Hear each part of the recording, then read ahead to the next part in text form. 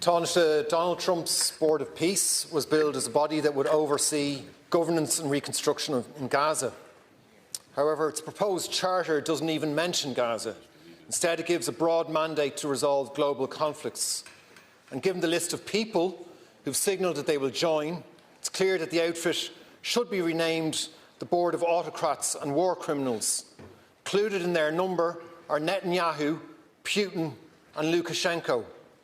To highlight the absurdity of this travesty, Netanyahu is unable to attend a signing ceremony for the Board of Peace today because, as an indicted war criminal, he fears being arrested if he turns up in Davos. Tánaiste, as more and more concerning details emerge about Trump's Board of Peace, one thing is clear: this has little to do with peace in Gaza, and everything to do with destroying the UN and making the world less secure and safe. For that reason, a number of European countries have already said they will not be signing up. Included in their number are Sweden, Norway, France, Slovenia and now the UK.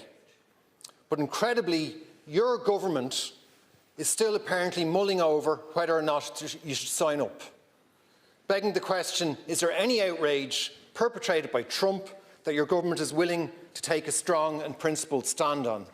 What we're seeing today at this signing ceremony could not be further removed from that original conversation. And your comments are right in relation to the lack of reference to Gaza, and there are very serious red flags. Anything that Putin is considering joining with the word peace in it doesn't sit well. The cost of €1 billion to join doesn't sit well. And also I think anything that in any way seeks to undermine, replace, usurp the United Nations is not something that government would support. I don't think it's something that Dáil Éireann or the people of Ireland would support as well. I think there's very significant governance issues in relation to it as well, including, as envisaged, the Charter suggests that the President of the United States, as in the current incumbent, would be the chair. That person would also have the ability to designate his successor, to appoint, remove and renew members of the executive. So you could pay the €1 billion and be kicked off, or dollars and kicked off the thing.